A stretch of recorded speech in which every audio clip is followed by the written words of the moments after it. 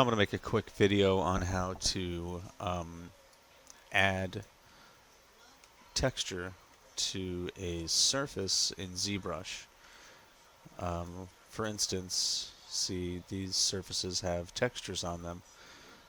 This is going to be very quick, very dirty way to do it. So you have a subtool here, right? It's all one, depending on what shape it is, but it's all one poly group. We need to give this UVs.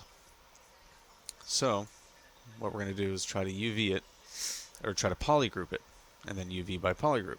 So we want to get as close as we can. We don't have to get perfect with this. We're not doing super close-up renders. As you can see here, it's not the cleanest edge the way this was unwrapped and the way the surface and the texture is put onto it. But at a distance, it's not too bad. You can't tell.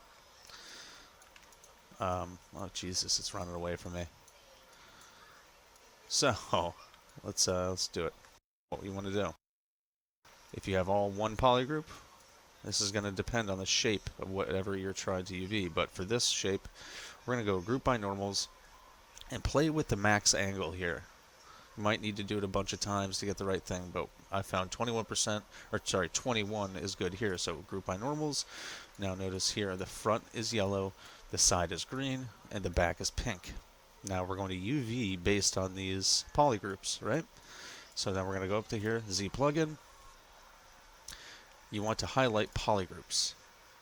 Symmetry doesn't really matter, you can. Then we're going to go unwrap.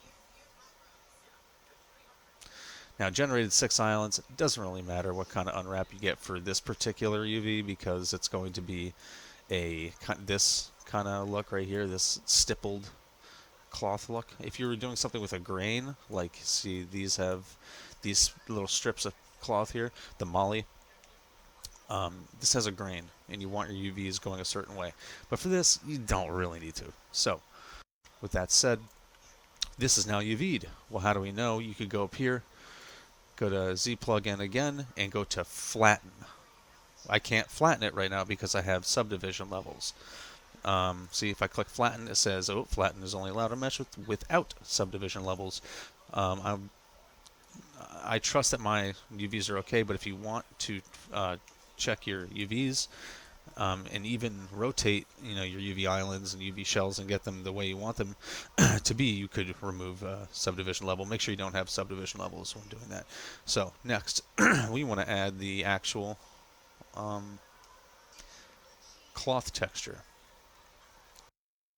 Let's go to surface, noise, hit frame to frame it. Oh, there it is. It's got the basic noise on it, right? So we're going to remove let's add the alpha. Alpha is a black and white image, right? Click that. Go to Z, pick your alpha. Oh, well, where is it? It's not here. Yep, you got to take it has a mix of basic noise onto it, so you can remove that. Mess with the strength. Sometimes it'll do that weird, that look. It doesn't really matter. Just play with the strength, get the look you want, and as you see, it's relatively UV'd pretty good. Is it absolutely 100% perfect? No, but you're not going to notice unless you're doing super close-up renders. So we're going to hit OK. There it is, and you can put your subdivisions back up, and you got yourself a textured surface inside of ZBrush.